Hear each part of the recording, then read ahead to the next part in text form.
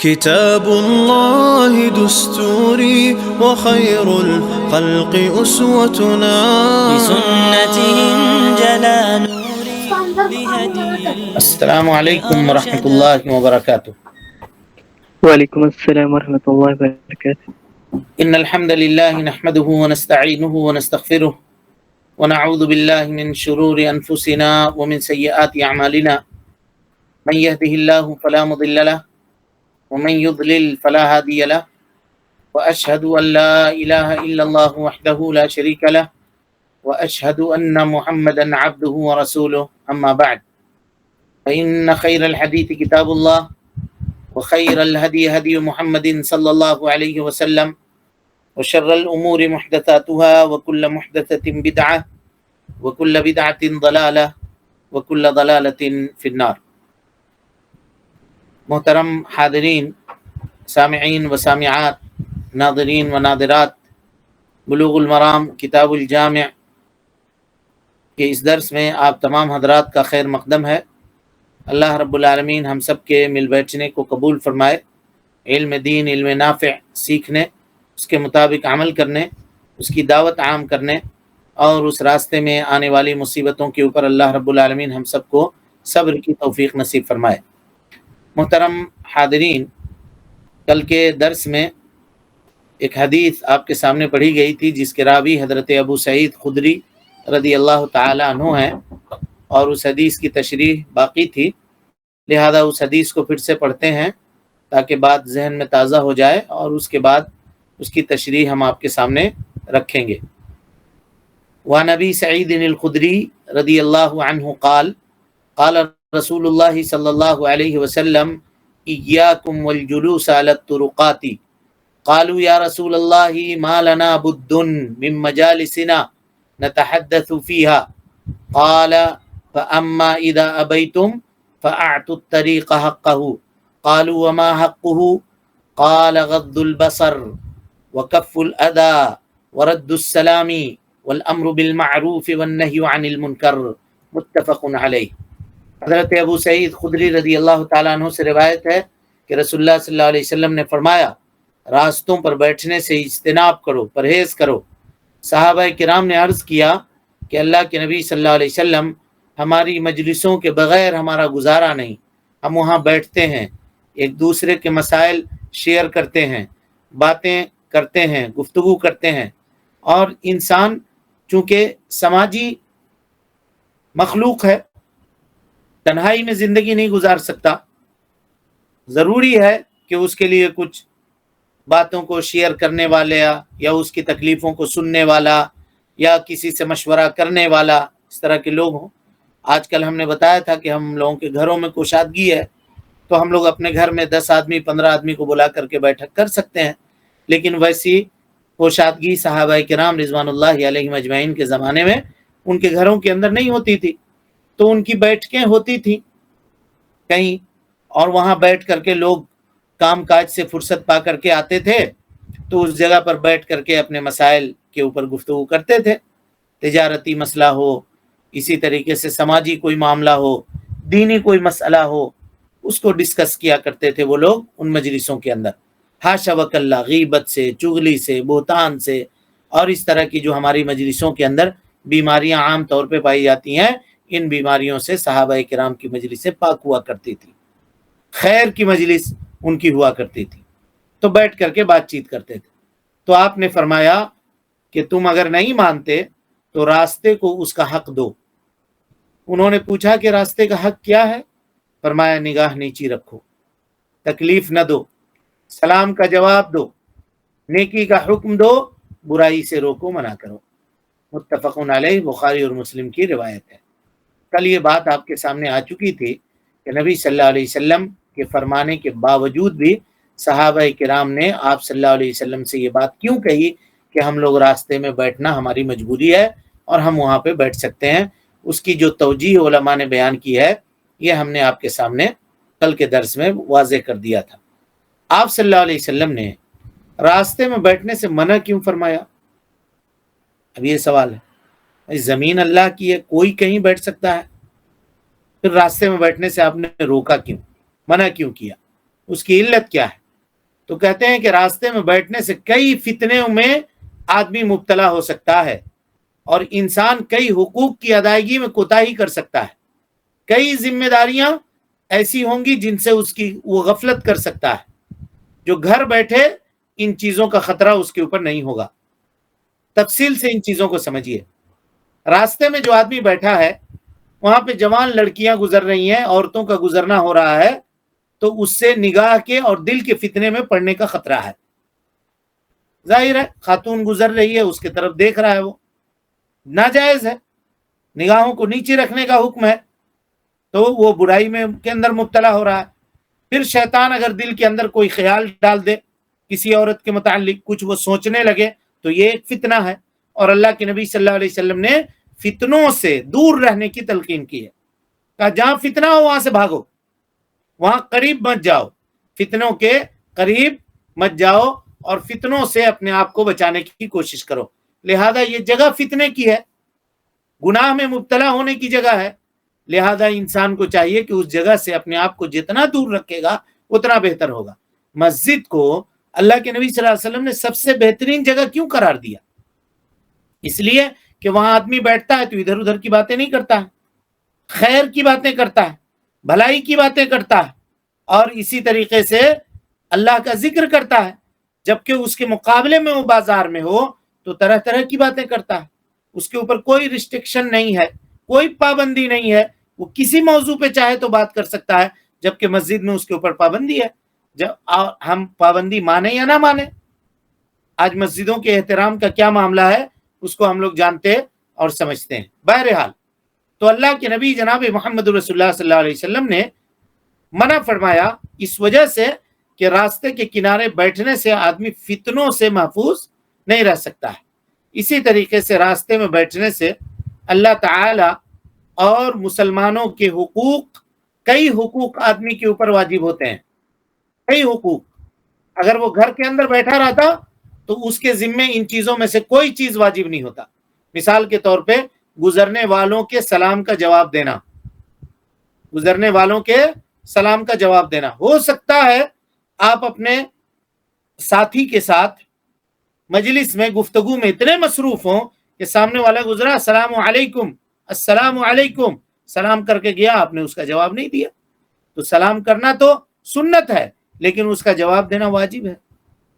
اب ایک واجب کام کے چھوڑنے کا گناہ آپ کے اوپر ہو گیا، خواہ مخواہ کے یہ گناہ آپ نے، یعنی جس کو کہتے ہیں گناہ ہے بے لذت، بیکار کا برڈن آپ نے اپنے اوپر لے لیا۔ یہی اگر گھر میں بیٹھے ہوتے تو کوئی معاملہ نہیں ہوتا۔ اسی طریقے سے راستے میں بیٹھنے سے ہو سکتا ہے گزرنے والوں کا راستہ تنگ ہو جائے، اور راستہ تنگ ہو جائے تو گزرنے والوں کو تکلیف ہوگی، اور گزرنے والوں کو اگر تکلیف ہوگی تو انسان گنہگار ہوگا۔ اللہ کے نبی صلی اللہ علیہ وسلم نے فرمایا ایمان کی کئی ایک شاخیں ہیں، 73 سے زیادہ اس کی شاخیں ہیں، اور سب سے بلند شاخ جو اس کی ہے وہ لا الہ الا اللہ کا کہنا ہے، اور سب سے نچلے درجے کی جو بات ہے کہا اماطۃ الاذی عن الطریق، راستے سے تکلیف دہ چیزوں کو ہٹانا۔ شیخ ابن عثیمین رحمۃ اللہ علیہ کہتے ہیں کہ جس طرح سے راستے سے تکلیف دہ چیز کو ہٹانا یہ نیکی ہے، راستے میں تکلیف دہ چیزوں کو ڈالنا یہ گناہ ہے، گناہ ہے۔ اب اگر آدمی راستے میں بیٹھا ہوا ہے، گزرنے والوں کو دقت ہو رہی ہے، سب لوگ وہاں سے نہیں گزر پا رہے ہیں، کچھ خواتین ایسی ہوتی ہیں نہیں گزرنا چاہتی ہیں، لوگ وہاں پہ بیٹھے ہوئے ہیں، ہم کیسے جائیں گے، کس طرح کریں گے؟ عام طور پہ ہوتا ہے جی۔ لہذا انسانوں کو چاہیے کہ ان چیزوں کی رعایت کریں، جہاں کہیں بھی مرد و خواتین ہوں تو کوشش کریں کہ ان کے راستوں سے ہٹ جائیں، ان کو گزرنے دیں، ان کو نکلنے دیں پہلے، اس کے بعد وہ نکلا کریں، اس کے بعد وہ نکلا کریں۔ تو یہ اسلامی اور شرعی ضابطے ہیں جس کے اوپر چاہیے کہ ہر آدمی حتی المقدور، حتی الامکان عمل کرنے کی کوشش کرے۔ اسی طریقے سے اگر وہ اس کو تکلیف دے گا تو گنہگار ہوگا۔ گزرنے والے لوگ اگر وہاں سے نہیں گزر پا رہے ہیں تو آدمی گنہگار ہوگا کہ اس نے راستے سے گزرنے والے کو جھجک محسوس کرنے کے اوپر مجبور کیا، اور راستے میں سب کا حق ہے، آپ نے بیٹھ کر کے کسی کو وہاں سے گزرنے سے روک دیا اور آپ نے اس کو تکلیف پہنچائی تو اس کا گناہ آپ کو لگے گا۔ اسی طریقے سے اگر راستے میں کوئی آدمی بیٹھا ہوا ہے تو اگر کوئی راستہ پوچھے تو راستہ بتانا فرض ہے جی، فرض ہے راستہ بتانا۔ اسی طریقے سے وہاں سے کوئی نابینا یا کوئی معذور آدمی گزر رہا ہے تو اس کا ہاتھ پکڑ کر منزل مقصود تک پہنچانا لازم ہے، یہ راستے پہ بیٹھنے والوں کی ذمہ داری ہے۔ کسی پر اگر ظلم ہوتا ہوا دیکھ رہے ہیں تو اس کی مدد کرنی ضروری ہے، کوئی برا کام کر رہا ہے تو اسے روکنا واجب ہے، اور اگر اللہ تعالیٰ کے کسی حکم کی ادائیگی میں کوتاہی ہو رہی ہے تو امر بالمعروف، بھلائی کا حکم دینا ضروری ہے۔ ان تمام ذمہ داریوں کی ادائیگی میں اچھے بات کہنے کا اہتمام کرنا یہ ایک مستقل فرد ہے۔ یہ ساری چیزیں ہیں، غور کیجئے، بے شمار ایسی ذمہ داریاں ہیں جو راستے میں بیٹھنے والے کے اوپر عائد ہوتی ہیں۔ اگر وہ گھر میں بیٹھا ہوتا تو یہ ذمہ داری اس کے اوپر نہ ہوتی، یہ ذمہ داری اس کے اوپر نہ ہوتی۔ اس لیے اللہ کے نبی صلی اللہ علیہ وسلم نے راستے میں بیٹھنے سے منع کیا۔ سمجھ گئے کیوں منع کیا؟ راستے میں بیٹھے ہیں، یہ ذمہ داری اگر آپ ادا کر سکتے ہیں تو بیٹھیے، نہیں تو خواہ مخواہ وہاں پہ بیٹھ کر کے اپنے آپ کو گنہگار بنانے کی کوشش نہ کیجیے۔ آج کل عام طور پہ نوجوانوں کو دیکھیے گا، دکانوں کے سیڑھیوں کے اوپر، چوراہے پہ بنائے گئے مقامات کے اوپر بیٹھ کر کے لوگ آدھی رات تک بیٹھ کر کے گفتگو کر رہے ہوتے ہیں۔ دن میں فجر بعد سے لوگ جم گھٹا لگانا شروع کر دیتے ہیں، بیٹھنا شروع کر دیتے ہیں۔ تو اس سے اجتناب کرنا چاہیے، اس سے اجتناب کرنا چاہیے۔ یہ اچھے معاشرے کی بہرحال پہچان نہیں ہے کہ اس طرح سے راستے پہ بیٹھ کر کے بیکار کی مجلسیں لگائی جائیں۔ ٹھیک ہے، خیر کی مجلس ہے، اگر کتاب و سنت کی بات ہو رہی ہے وہاں پہ آپ جمع ہوئیے، کام ہے آپ کو وہاں پہ آپ رہیے، کوئی حرج کی بات نہیں ہے۔ لیکن کوئی کام نہیں ہے، کچھ بھی نہیں ہے، کوئی مسئلہ نہیں ہے، کسی سے بات نہیں کرنی ہے، کسی سے ملاقات نہیں کرنی ہے، خواہ مخواہ کے بیٹھ کر کے وہاں پہ اگر ٹائم پاس کر رہے ہیں، وقت گزاری کر رہے ہیں، تو یہ ایک مومن کا شیوا نہیں ہے۔ مومن کا منٹ قیمتی ہے، وہ اس کو اللہ کے ذکر سے آباد کرنے کی کوشش کرے، اپنے اوقات کو ضائع اور برباد کرنے سے اجتناب اور پرہیز کرنے کی کوشش کرنی چاہیے۔ راستے کے حقوق کیا ہیں جی؟ صحابہ کرام نے جب اپنی ضرورت اللہ کے نبی صلی اللہ علیہ وسلم سے بیان کی کہ راستوں پر بیٹھے بغیر ہمارا چارہ نہیں ہے، کیونکہ بعض اوقات گھر میں ہماری جگہ اتنی تنگ ہوتی ہے کہ ہم کبھی گھر میں اپنے آپ کو روک کر نہیں رکھ سکتے، کبھی دین یا دنیا سے تعلق رکھنے والے اجتماعی معاملات کے لیے مل بیٹھنے کی ضرورت پڑتی ہے، اور ہمارے پاس کوئی اتنا بڑا کسی کے پاس مکان نہیں ہے۔ آج کل کے زمانے کے جیسا معاملہ نہیں ہے جی کہ فلاں جگہ پہ چلو اکٹھا ہو جائیں گے، فلاں جگہ پر جا کر کے بیٹھ جائیں گے، اس جگہ پہ جا کر اکٹھا ہو جائیں گے، ایسا کوئی معاملہ ان کے پاس نہیں تھا۔ تو ان تمام معاملات کے لیے ایک ساتھ مل بیٹھنے کی ضرورت ہوتی تھی، کبھی ایک دوسرے سے دل کی بات کہنے اور سننے کے لیے مجلس کی ضرورت ہوتی تھی۔ تو رسول اللہ صلی اللہ علیہ وسلم نے انہیں راستے کے حقوق ادا کرنے کی شرط کے ساتھ راستے پر بیٹھنے کی اجازت دے دی۔ اس حدیث میں غور سے سنیے گا، اس حدیث میں 5 حقوق بیان کیے گئے ہیں راستے کے اوپر۔ سب سے پہلی چیز نگاہ نیچی رکھنا، نگاہ نیچی رکھنا۔ راستے پہ بیٹھے ہوئے ہیں، ضرورت نہیں ہے ہر کسی کو نگاہ اٹھا کر کے دیکھ رہے ہیں، غور سے دیکھ رہے ہیں کس کے گھر کی خاتون ہے، کون جا رہی ہے، پھر پتہ بھی لگا رہے ہیں ارے یہ تو 9 بجے گیا تھا، ابھی 3 بجے لوٹ کر کے آ رہا ہے، کہاں تھا اتنا دیر تک۔ یہ تجسس کر رہے ہیں۔ کیا ضرورت ہے تجسس کرنے کی؟ اچھا یہ فلانا آج بہت بند سور کر کے نکلا ہے، کہاں گیا؟ آج تو جوتا موزہ پہن کر کے نکلا ہے، آج ایسے ہی نکلا ہے، تو آج سینڈل پہن کے نکلا ہے، تو آج ٹوپی لگا کے نکلا ہے، تو آج ہاتھ میں فائل لے کر کے نکلا ہے، تو آج بیگ لٹکائے ہوا تھا پیچھے، تو آج جھولا لے کر نکلا ہے، آج بائک لے کر نکلا ہے۔ کیا ضرورت ہے آپ کو؟ کیا پڑی ہے آپ کو؟ کیا مطلب ہے آپ کو اس سے؟ نکلا ہے، نکلنے دو، آپ بھی نکلو، آپ بھی اپنا کام کرو۔ کون کہاں گیا، کون کہاں بیٹھا، کس سے بات کرا، کس کی بات سنا، اس سے کیا لینا دینا ہے؟ یہی سب کام ہوتا ہے راستوں پر بیٹھنے والوں کا۔ اگر بیٹھ بھی رہے ہو تو نگاہ نیچی رکھو، جھکا کر کے رکھو اسے سر، کون گزر رہا ہے کون نہیں گزر رہا ہے تم کو اس سے کوئی مطلب نہیں، گزرنے دو. کر سکتے ہو تو بیٹھو، نہیں تو نہیں بیٹھو. سمجھ رہے ہیں بات کو؟ جی، نگاہ اگر نیچی رکھ سکتے ہو تو بیٹھو، نہیں تو نہیں بیٹھو. پہلی چیز نگاہیں نیچی رکھو، کسی کو تکلیف نہ دو. اے فلاں کہاں جا رہے ہو، ارے کہاں گیا تھا، کہاں نکلے بھائی، کدھر جا رہے ہو، تم کو کیا ہے، کدھر جا رہے ہو. جہاں جا رہا ہے وہ اعلان کر کے جائے گا، آپ کو کیا ہے اس سے. اگر آپ کو ہوتا تو آپ کو بتلا کے جاتا، جس کو بتلانا ہے وہ بتلا کے گیا ہوگا اپنے گھر میں. اب کوئی بہت ضروری کام سے جا رہا ہوتا ہے، اس کو آپ نے کہا کہاں جا رہے ہو، کدھر جا رہے ہو. اب وہ ایک الگ دھن میں ہے تو تم کو کیا ہے بھائی، تم کیوں پوچھتے ہو ہر وقت، جی کیوں یہاں بیٹھتے ہو، کیوں ہمیں جانے نہیں دیتے ہو. بس لڑائی ہو گئی دونوں میں.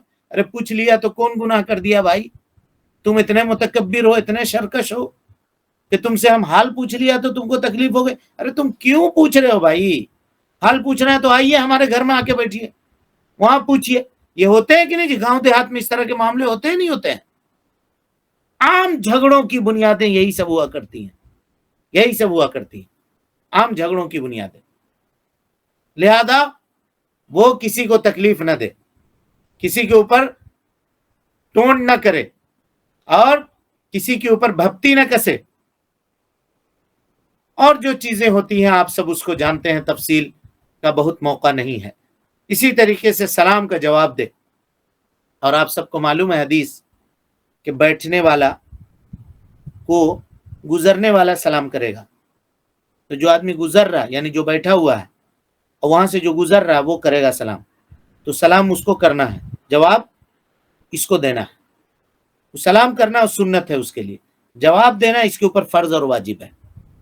اب اگر وہ سلام کر رہا ہے تو اس کو جواب دینا پڑے گا، اور اگر جواب نہیں دیا اس نے تو یہ گنہگار ہوا، راستے پر بیٹھنے والا. اس لیے سلام کا جواب دے وہ واجبی طور پر.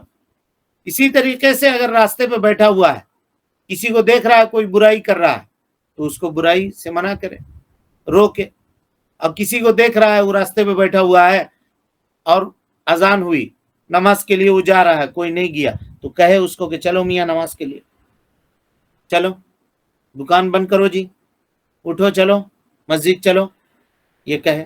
اگر نہیں کہتا ہے یہ سب چیز، یہ 5 حقوق اگر ادا نہیں کرتا ہے جو اس حدیث کے اندر بیان کی، اس کے علاوہ بھی حقوق ہیں جس کا ہم ذکر کر رہے ہیں جو دوسری حدیثوں کے اندر بیان کیا گیا.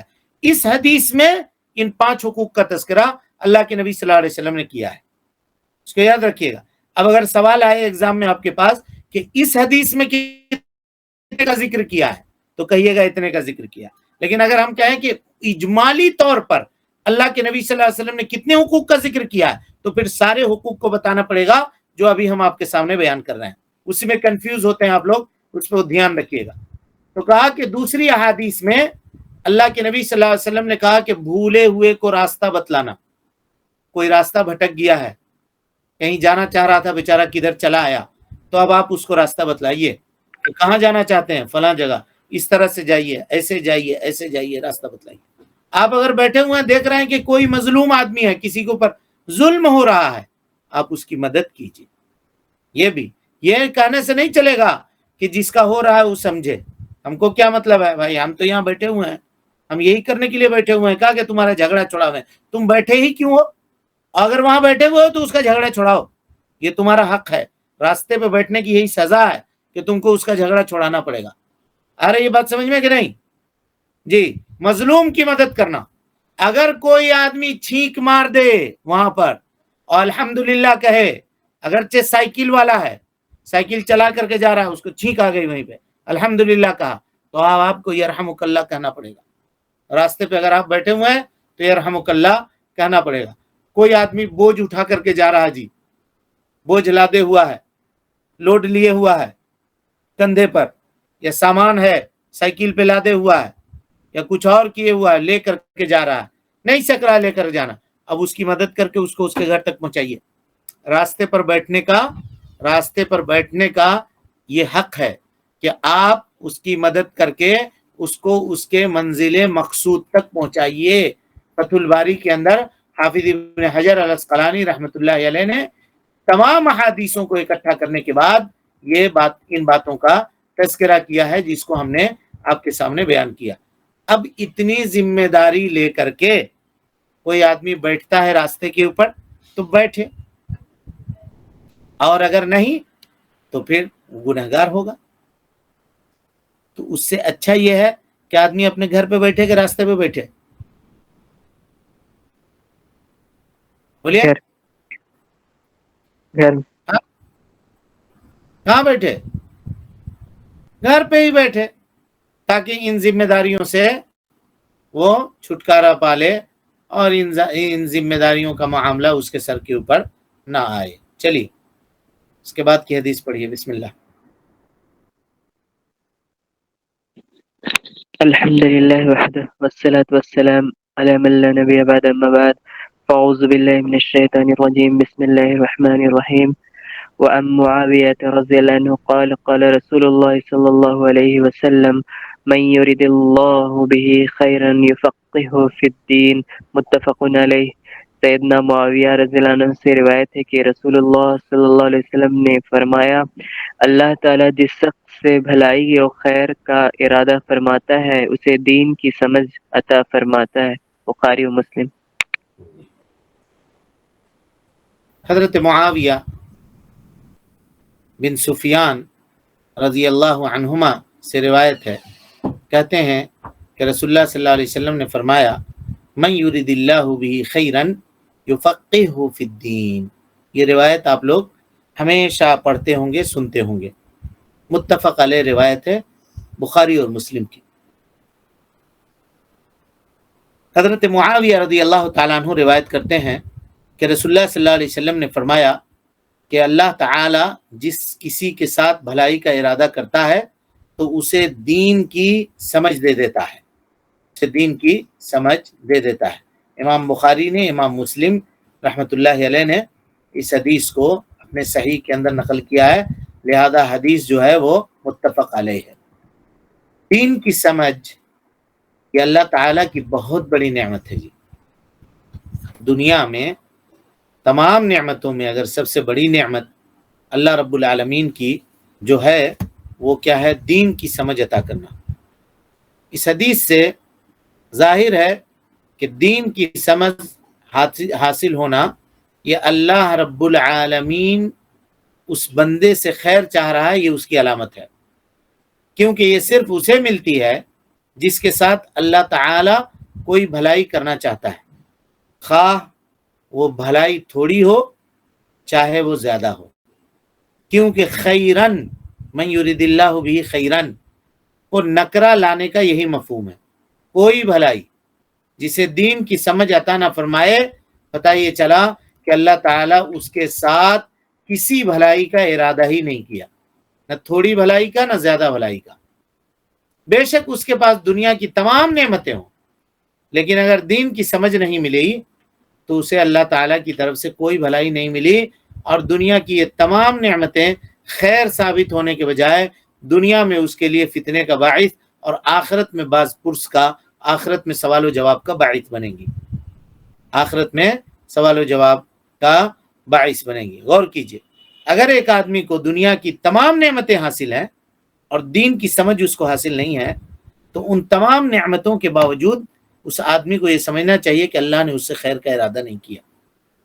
اور اگر آپ کو دین کی سمجھ حاصل ہے اور دنیا کی کوئی نعمت حاصل نہیں ہے تو سمجھیے کہ اللہ رب العالمین نے آپ سے خیر کا ارادہ کیا، کیونکہ دین جنت میں داخلے کا مدار ہے، جنت میں داخلے کا جو راستہ ہے وہ دین ہی سے ہو کر کے گزرتا ہے۔ اگر وہ ملی ہوئی ہے اللہ رب العالمین کی جانب سے اور اس کی توفیق حاصل ہے تو بندے کو اپنے آپ کو سب سے بڑا خوش نصیب سمجھنا چاہیے، اگرچہ اس کو نمک روٹی کے ساتھ ہی گزارا کیوں نہ کرنی پڑے، اس کو اپنے آپ کو سب سے بڑا خوش نصیب سمجھنا چاہیے۔ اور یہی وہ دین کی سمجھ ہے جی، یہی وہ دین کی سمجھ کی لذت ہے جس کو حاصل کرنے کے لیے اسلاف کرام نے اپنے آپ کو تھکایا، اس راستے میں لگایا، اور بلکہ ان لوگوں نے اپنی راحتوں کو، اپنے چین کو، اپنے سکون کو ترک کر دیا، وطن کو چھوڑ دیا، پیدل کئی میل تک سفر کرتے رہے اور جا کر کے اللہ رب العالمین کے اس علم کو حاصل کیا تاکہ بعد میں آنے والے جو لوگ ہیں ان تک ان کو وہ پہنچا سکیں۔ اللہ تعالیٰ فرماتا ہے وَلَا تَمُدَّنَّ عَيْنَيْكَ إِلَىٰ مَا مَتَّعْنَا بِهِ أَزْوَاجًا مِّنْهُمْ زَهْرَةَ الْحَيَاةِ الدُّنْيَا لِنَفْتِنَهُمْ فِيهِ۔ اے اللہ کے نبی صلی اللہ علیہ وسلم اپنی آنکھیں اٹھا کر مت دیکھیں ان چیزوں کی طرف جو مختلف قسم کے لوگوں کو ہم نے فائدہ اٹھانے کے لیے دنیاوی زندگی کی زینت کے طور پہ دے رکھی ہیں، تاکہ ہم انہیں ان چیزوں میں فتنہ میں ڈال رکھیں، فتنہ میں ڈالے رکھیں۔ یعنی اگر ہم نے دین کی سمجھ نہیں دی ہے اور دنیا کی دولتوں سے ان کو مالا مال کر کے رکھا ہوا ہے تو یہ ان کے لیے فتنہ ہے اللہ رب العالمین کے جانب سے۔ ہاں، کوئی تاجر، کوئی فنکار، کوئی حاکم، عالم، غرض دنیا کی کسی بھی نعمت سے بہراور کوئی شخص اگر دین کی سمجھ بھی رکھتا ہے تو وہ نعمت اس کے لیے بھلائی ہے اور دنیا اور آخرت میں اس کے لیے خیر کا باعث ہے، خیر کا باعث ہے۔ ہاں، اور اسی طریقے سے ہم کو اور آپ کو یہ سمجھنا چاہیے کہ دین جو ہے جی اس کی سمجھ صرف اللہ کی دین ہے، صرف اللہ کی دین ہے، اس میں کسی کے کوشش کا کوئی دخل نہیں ہے، کسی کے کوشش کا کوئی دخل نہیں ہے۔ اس حدیث سے یہ بھی معلوم ہوا کہ دین کی سمجھ بندے کے اپنے اختیار کی بات نہیں ہے، کوئی اختیار کی بات نہیں ہے، بلکہ اللہ تعالیٰ کی عطا ہے، اللہ تعالیٰ کا فضل ہے، اللہ رب العالمین کا احسان ہے جس کو اس نے دین کی سمجھ عطا کی۔ کتنے ہی بڑے بڑے عالم دین آپ کو ملیں گے لیکن وہ ایمان کی فراست اور فہم سے خالی ہوتے ہیں، ان کا علم کا سارا زور دین میں شک پیدا کرنے، کفر کی حمایت کرنے میں صرف ہوتا ہے۔ اس لیے ہر وقت اللہ تعالیٰ سے دین پر قائم رہنے کی دعا کرتے رہنا چاہیے۔ اللہ کے نبی صلی اللہ علیہ وسلم اکثر اپنے سجدوں میں یہ دعا کیا کرتے تھے، یا مقلب القلوب ثبت قلبی علی دینک، اے دلوں کے پھیرنے والے میرے دل کو اپنے دین کے اوپر ثابت قدم رکھ دے۔ اور اسی طریقے سے کہ من یرید اللہ بہ خیرا، اللہ رب العالمین جس سے خیر کا ارادہ کرتا ہے اسے دین کی سمجھ عطا کرتا ہے۔ تو دین کی سمجھ سے کیا مراد ہے؟ کچھ لوگوں نے کہا کہ اس کو فقہ کا علم دیتا ہے، فقہ کا کون سی چیز حلال ہے کون سی چیز حرام ہے اس کا علم دیتا ہے۔ کچھ لوگوں نے کچھ کہا، کچھ لوگوں نے کچھ کہا، لیکن اس میں جو باتیں سب سے بہتر کی گئی ہیں وہ یہی ہے کہ اللہ رب العالمین اس کو شریعت کے تمام مسائل کا علم دیتا ہے، قرآن اور حدیث کا علم اس کو عطا کرتا ہے، عقیدے کا علم اس کو عطا کرتا ہے، مسائل کا علم اس کو عطا کرتا ہے، اصول اور فروع ہر چیز کو سمجھنا اس کے لیے آسان ہو جاتا ہے۔ دلیل کو وہ اللہ رب العالمین کے دین اور شریعت کو دلیلوں کی روشنی میں جانتا ہے۔ یہ ساری چیزیں اللہ رب العالمین اس کو عطا کرتا ہے جس سے اللہ رب العالمین خیر کا ارادہ یا خیر کی یا بھلائی کا ارادہ کر رہا ہوتا ہے، اور اس کے برعکس جس کو اللہ رب العالمین جس سے خیر کا ارادہ نہیں کرتا ابقاہ جاہلا، اس کو جاہل بنا کر کے رکھ دیتا ہے۔ لہذا ہمارا اور آپ کا یہاں پہ بیٹھنا جی ایک حدیث کو سیکھنے کے لیے ہی کیوں نہ ہو، یہ سمجھیے آدھے گھنٹے کا یہ بیٹھنا یہ اللہ رب العالمین سے ہمارے اور آپ کے لیے خیر کی چاہت کی دلیل ہے کہ اللہ تعالیٰ خیر چاہتا ہے جس وجہ سے ہم کو اور آپ کو اس پلیٹ فارم کے اوپر جمع کیا۔ اب اللہ کے خیر کو جو جتنا چاہے سمیٹ لے، جتنا چاہے لے لے، اس کے لیے جتنا چاہے اپنے وقت کو لگا لے کہ جہاں اللہ رب العالمین کا خیر بٹ رہا ہو اور جس جگہ پہ اللہ رب العالمین کے خیر کو حاصل کرنے کا ذریعہ بنایا جا رہا ہو، بندے کو چاہیے کہ اس جگہ پہ اپنے وقت کو لگائے اور اپنے قیمتی وقت کو صرف کرنے کی کوشش کرے اور اس سے دین کی سمجھ حاصل کرنے کی کوشش کرے، کیونکہ اسی سے دنیا میں بھی نجات ہے اور اسی سے آخرت میں بھی نجات ہے۔ لیکن اگر ایک آدمی دنیا کی تعلیم حاصل کر لیا خوب اور دین سے وہ غافل ہے تو سمجھیے کہ اس کے ہاتھ میں ایک ایسا استورا ہے جس سے وہ خود اپنا آپ کو نقصان پہنچا لے سکتا ہے، خود اپنے آپ کو۔ آج ہم لوگ کہتے ہیں کہ فلاں جگہ رشوت کا بازار گرم ہے، فلاں جگہ یہ ہے، ڈاکٹر صحیح سے علاج نہیں کر رہے ہیں وہ پیسہ دیکھتے ہیں، انجینئر صحیح سے مکان نہیں بنا رہے ہیں وہ پیسہ دیکھتے ہیں، وکیل صحیح سے کیس نہیں لڑ رہے ہیں وہ پیسہ دیکھتے ہیں۔ بھائی آپ نے ان کو دین کی سمجھ دی ہے، ان کو بتایا ہے، ان کے حقوق کی پاسداری کے بارے میں ان کو بتایا ہے؟ اگر دین کی سمجھ نہیں ہے، باقی ساری چیزیں ہیں، تو پھر یہی ہونا تھا جو ہو رہا ہے، یہی ہونا تھا۔ سب سے پہلے دین کی سمجھ ہونی چاہیے۔ آپ کو بتلا دیں، حضرت عمر بن خطاب رضی اللہ تعالی عنہ نے جب سلطنت اسلامیہ کی توسیع ہو گئی اور بہت سارے ملکوں میں اسلامی پھریرا لہرانے لگا، تو آپ نے ایک مرتبہ مدینے سے ایک آرڈیننس پاس کیا۔ غور کیجئے، اس آرڈیننس میں کیا لکھا ہوا تھا؟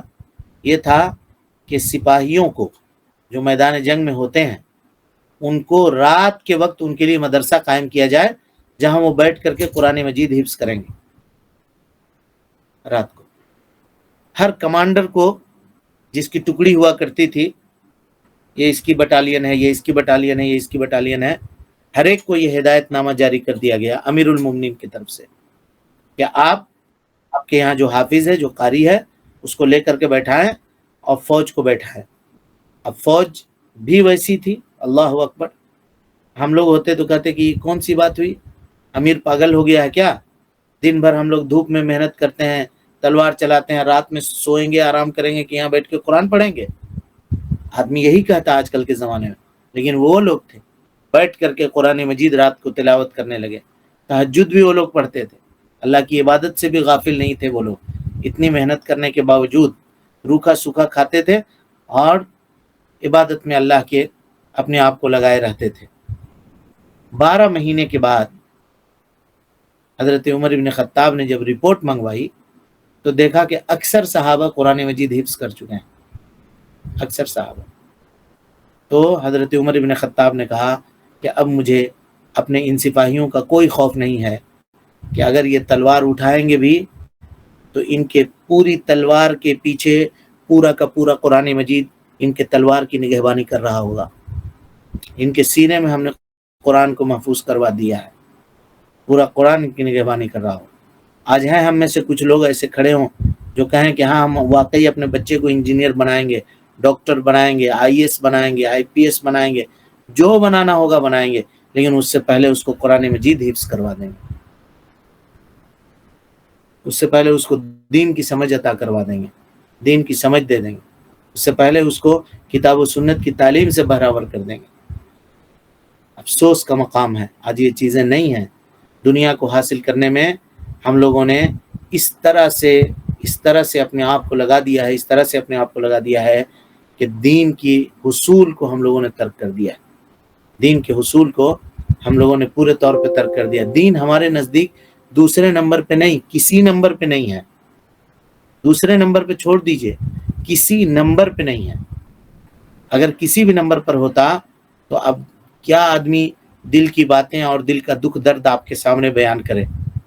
اب آدمی بات بیان کرے تو شکایت ہوگی۔